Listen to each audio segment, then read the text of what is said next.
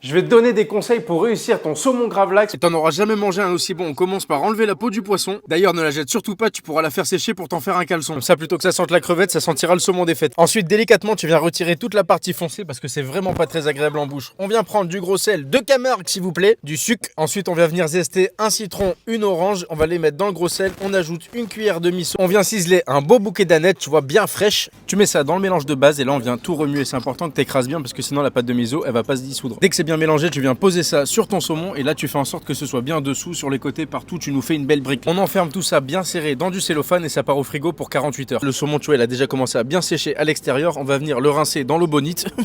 Et tu le caresses un peu comme ça pour enlever bien tous les grains de sel et de sucre. Une fois qu'il est bien rincé, tu viens le sécher et là on est prêt à le couper. Donc si tu le coupes en carpaccio, tu le prends comme ça en diagonale et si tu veux tailler des tranches, tu le mets sur le côté et tu le tailles dans le sens de la largeur. Le taille pas dans la longueur sinon ça va partir en plein de morceaux, ça marchera jamais. Voilà pour le saumon gravlax, j'espère que ça t'a plu. Et si jamais ça t'a pas plu, essaie jusqu'à ce que ça te plaise.